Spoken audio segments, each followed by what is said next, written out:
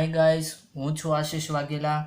આપણે જોવાના છીએ ધોરણ 6 ગણિત પ્રકરણ નંબર 6 પૂર્ણાંક સંખ્યાઓ. પૂર્ણાંક સંખ્યાઓ જે પ્રકરણ છે એની અંદર આપણે બેઝિક માહિતી જોવાના છીએ. તો પૂર્ણાંક સંખ્યાઓ કહેવાય કોને? તો તે પહેલાં આપણે જોઈએ પ્રાકૃતિક સંખ્યા.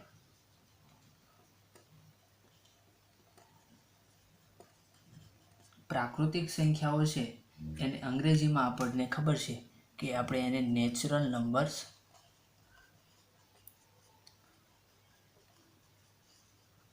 કહીએ છીએ. અને જે નેચરલ નંબર છે એની અંદર કઈ કઈ સંખ્યાનો સમાવેશ થાય? તો કે બધી જ ધન પૂર્ણાંક સંખ્યાઓનો સમાવેશ એ પૂર્ણાંક સંખ્યા પ્રાકૃતિક સંખ્યાની અંદર થાય છે. એવી જ રીતના પૂર્ણ સંખ્યાઓ. તો પૂર્ણ સંખ્યાઓને આપણે અંગ્રેજીમાં ખબર છે કે હોલ નંબર્સ કહીએ છીએ.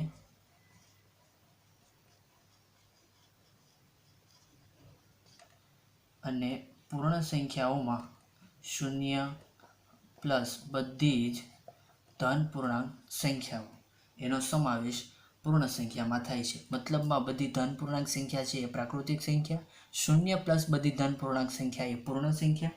અને હવે આપણે જોવાના છીએ પૂર્ણાંક સંખ્યાઓ.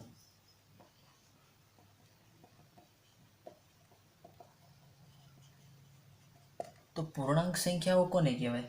તો કે જે પૂર્ણાંક સંખ્યાઓ છે એને આપણે અંગ્રેજીમાં કહીશું ઇન્ટીજર નંબર્સ. Integer numbers. હવે ઇન્ટીજર નંબર છે એમાં એને દર્શાવવાનો સંકેત છે આઈ વડે દર્શાવાય. તો બધી જ ઋણ પૂર્ણાંક સંખ્યાઓ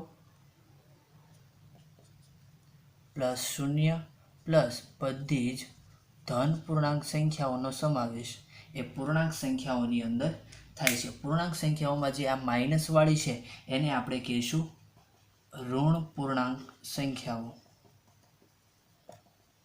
-1, -2, -3 આવી બધી સંખ્યા એ બધી છે એ ઋણ પૂર્ણાંક છે.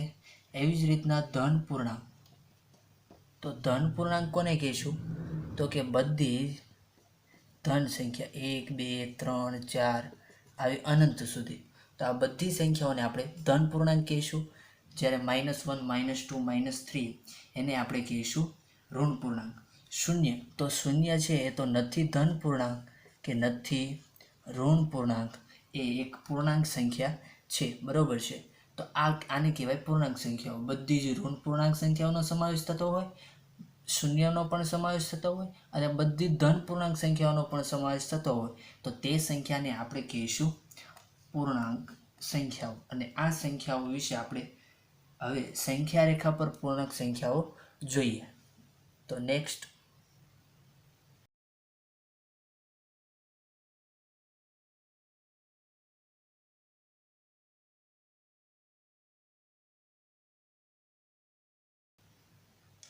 જોઈએ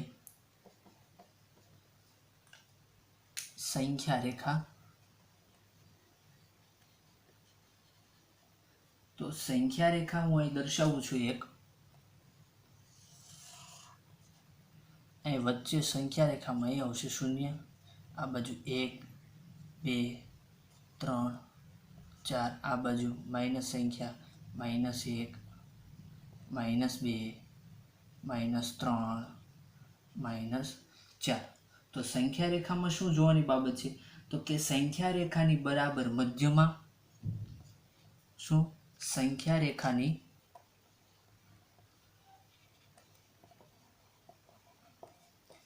બરાબર મધ્યમાં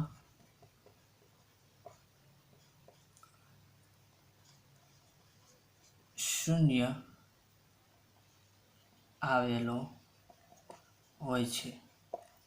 સંખ્યા રેખાની બરાબર મધ્યમાં તમે જો બંને બાજુથી મધ્યમાં એ શું આવેલું હોય છે? શૂન્ય આવેલો હોય છે. બીજું તો કે સંખ્યા રેખાની એટલે કે સંખ્યા રેખા પર જે શૂન્ય છે એ શૂન્યની ડાબી બાજુ બધી ઋણ પૂર્ણાંક સંખ્યા આવેલ હોય છે. ડાબી બાજુ છે એની શૂન્યની ડાબી બાજુ બધી ઋણ પૂર્ણાંક સંખ્યાઓ આવેલી હોય છે. એવી જ રીતે શૂન્યની જમણી બાજુ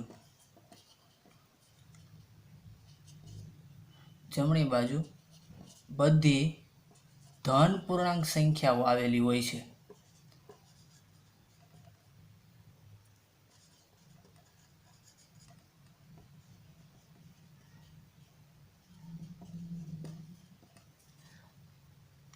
શૂન્યની જમણી બાજુ બધી ધન પૂર્ણાંક સંખ્યા, શૂન્યની ડાબી બાજુ બધી ઋણ પૂર્ણાંક સંખ્યાઓ આવેલી હોય છે. હજી એક બાબત જોઈએ તો સંખ્યા રેખામાં કોઈ પૂર્ણાંકની જમણી બાજુ મોટો પૂર્ણાંક અને કોઈ પૂર્ણાંકની ડાબી બાજુ એ નાનો પૂર્ણાંક આવેલો હોય છે. તમે માનો કે કોઈ પૂર્ણાંક લઈ લો, એક પૂર્ણાંક છે એ લઈ લઈ તો એની જમણી બાજુ છે એ મોટો પૂર્ણાંક, એક કરતાં અહીં 2 આવ્યા છે તો એક કરતાં 2 મોટા છે. એવી રીતના એકની ડાબી બાજુ એટલે કોઈ પૂર્ણાંકની ડાબી બાજુ એ નાનું પૂર્ણાંક એટલે એકની ડાબી બાજુ શૂન્ય છે તો એક કરતાં શૂન્ય કેવા છે? નાના. તો નાનો પૂર્ણાંક આવેલો હોય છે. આ બાબત છે એ તમારે યાદ રાખવાની છે. હવે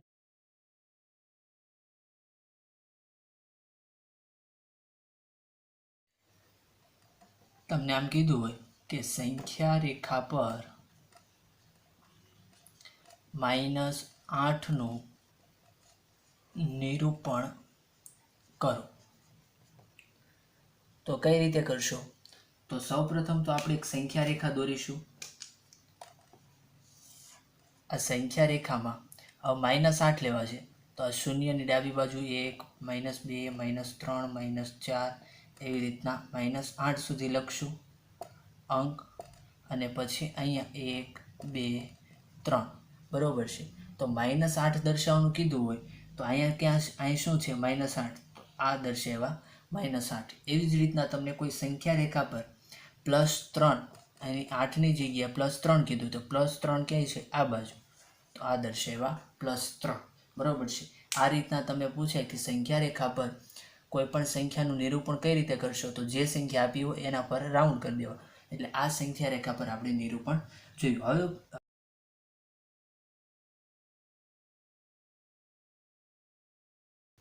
તમને આમ કીધું હોય કે સંખ્યા રેખાનો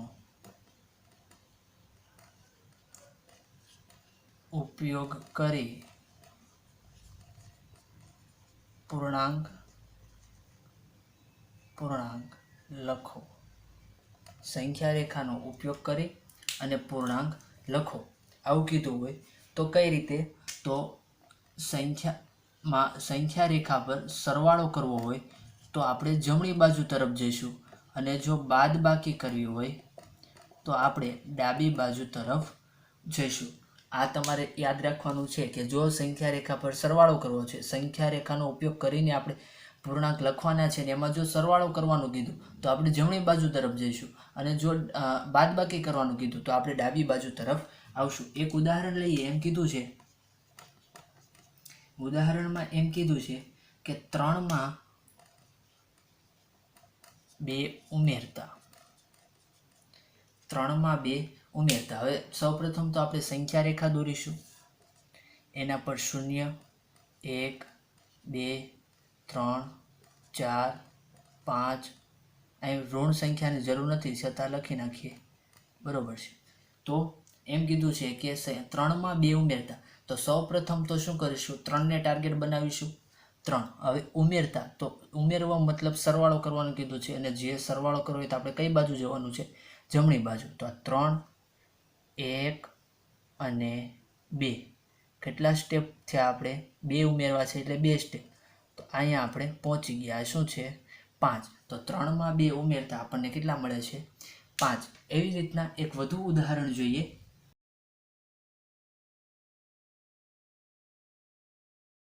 કે 2 માંથી 2 બાદ કરતા. હવે બાદબાકી કરવાનું કીધું છે. શું કીધું છે? 2 માંથી 2 બાદ કરતા. તો સૌપ્રથમ તો સંખ્યા રેખા બનાવીએ.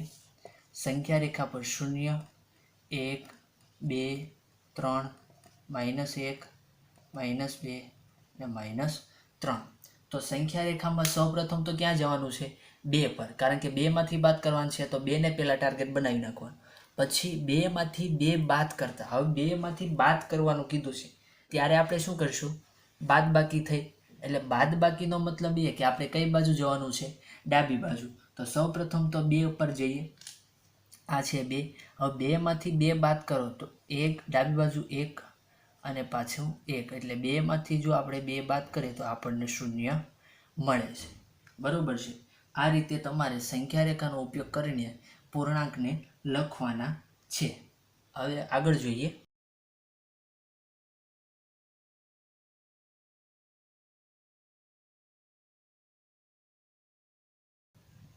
એમ કીધું હોય કે સંખ્યા રેખાનો ઉપયોગ કરી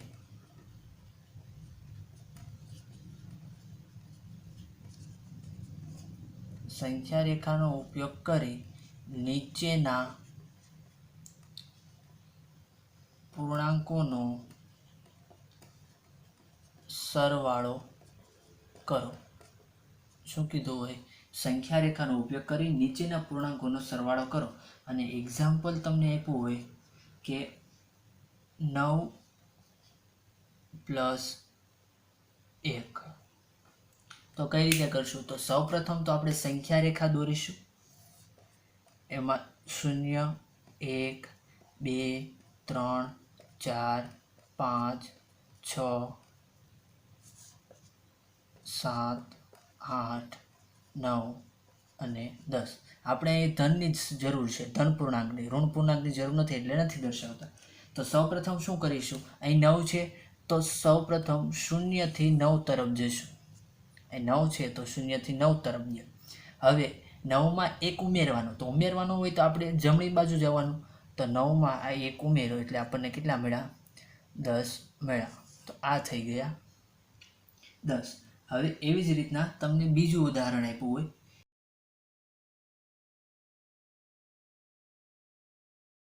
-5 + 2, તો કઈ રીતે, સૌ પ્રથમ તો સંખ્યા રેખા દોરીશું. 0, 1, -1, -2, -3, -4, -5, 1, 2, 3. બરોબર છે.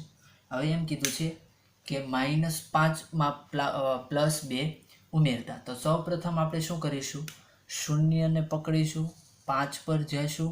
હવે 0 થી -5 પર આવ્યા તો -5 પરથી એમ કીધું છે +2 કરો. +2 નો મતલબ એવો થાય કે આપણે સરવાળો કરવાનો છે, અને સરવાળો કરવા માટે આપણે કઈ બાજુ જઈશું, જમણી બાજુ. તો જમણી બાજુ આપણે 2 સ્ટેપ કરીશું, 1 અને આ 2. તો 2 સ્ટેપ કર્યા તો આપણને શું મળ્યું, -3. તો -5 માં તમે 2 ઉમેરો તો -3 મળે.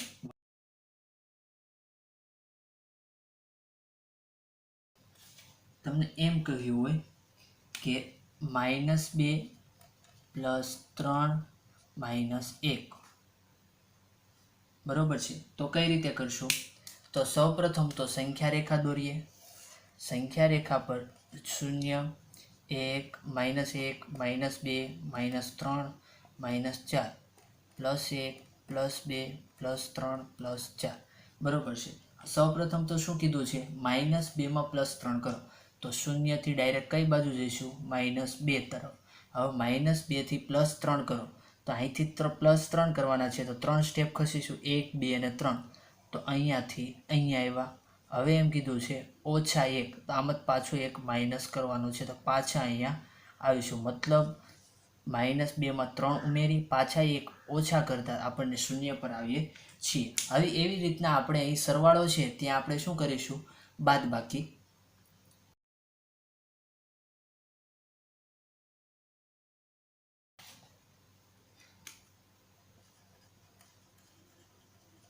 તો બાદબાકી કઈ રીતે કરીશું, તો સૌ પ્રથમ તો એક ઉદાહરણ લઈ લઈએ અને એ ઉદાહરણ દ્વારા આપણે બાદબાકી સમજીએ. તો બાદબાકી સમજતા પહેલા આપણે કેટલીક નિશાનીઓ જોઈ લઈએ. Minus minus plus, plus plus plus, plus minus minus ને માઇનસ પ્લસ માઇનસ. આ નિશાની તમારે યાદ રાખવાની છે. કેમ, કઈ રીતે યાદ રાખવાની છે, આ રીતે. જો સરખી નિશાની હોય તો સરવાળો, સરખી નિશાની છે, માઇનસ માઇનસ બે સરખી નિશાની, તો સરવાળો કરવાનો. જો અહીં સરખી નિશાની છે તો સરવાળો કરીશું. જો જુદી જુદી નિશાની એટલે કે અલગ અલગ નિશાની હોય, પ્લસ માઇનસ અલગ અલગ નિશાની, માઇનસ પ્લસ અલગ અલગ નિશાની, તો અલગ અલગ નિશાની આવે એનો મતલબ એ કે તમારે બાદ બાકી કરવાની છે. આ નિશાની તમારે યાદ રાખવાની છે. જો સરખી નિશાની હોય તો સરવાળો, જો અલગ અલગ નિશાની હોય તો બાદ બાકી. એક એક્ઝામ્પલ લઈ લઈએ, -1 પ્લસ -2. હવે સૌપ્રથમ તો આપણે સંખ્યા રેખા દોરીએ. 0, -1, -2, -3, -4. તો શું પહેલાં શું કીધું છે કે -1, તો 0 થી ડાયરેક્ટ -1 પર આવ્યા. હવે અહીં ધન દર્શાવવાનું બાકી રહી ગયું. ચાલો હવે માઇનસથી શું કીધું છે કે પ્લસ -2 કરો.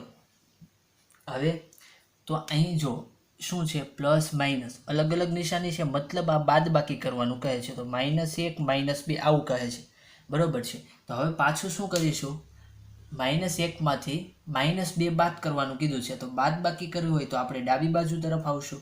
તો -1 થી 2 સ્ટેપ ડાબી બાજુ તરફ, એટલે આપણને -3 મળે છે. ફરીથી જોઈ લઈએ કે -1 પ્લસ -2 કરવાનું કીધું છે. અહીં અલગ અલગ નિશાની છે તો બાદ બાકી કરીશું. તો -1 એટલે પ્લસ માઇનસ માઇનસ થાય, તો અહીં માઇનસ મૂકી દઈશું. 2 ના 2, તો -0 થી સૌપ્રથમ -1 પર આવ્યા અને -1 માંથી -2 બાદ કરવાના હતા, એટલે -1 થી 2 સ્ટેપ ડાબી બાજુ ખસે, એટલે આપણને -3 મળે છે. નેક્સ્ટ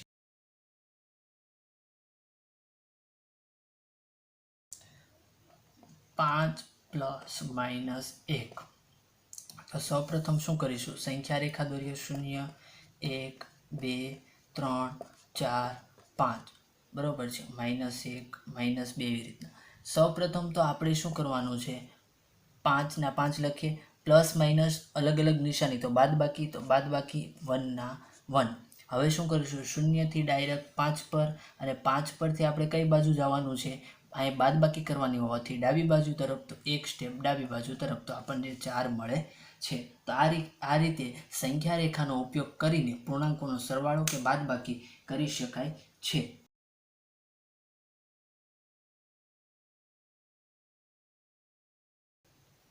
હવે તમને આમ કીધું હોય કે સંખ્યા રેખા નો ઉપયોગ કર્યા વગર જ સરવાળા કે બાદ બાકી કરો, બરોબર છે. એના ઉદાહરણ લઈ લઈએ આપણે. તો આમાં પણ તમારે નિશાની યાદ રાખવાની છે. ફરી એકવાર નિશાની જોઈ લઈએ. તો કે સરખી નિશાની તો સરવાળો,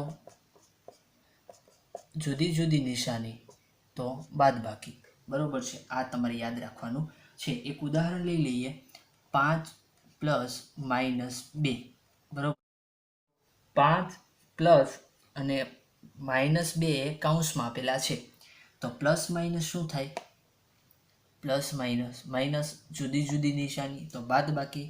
એનો મતલબ એમ કે 5 ઓછા 2, બરોબર છે. હવે આપણને ખબર પડી ગઈ કે આ બાદ બાકી કરવાનું કહે છે. 5 - 2 તો મતલબ વધે 3. તો હવે જે 3 છે એમાં મોટાની નિશાની મૂકવાની. 5 અને 2માં મોટું કોણ છે, 5. તો 5 કેવા છે, પ્લસ, તો અહીં પ્લસ આવશે. એવી રીતના જો તમને એમ કીધું હોય કે -5 પ્લસ -2, તો આનો કઈ રીતે તમે ઉકેલ કરશો, તો સૌપ્રથમ -5 પ્લસ માઇનસ શું થાય, પ્લસ માઇનસ માઇનસ, તો -2.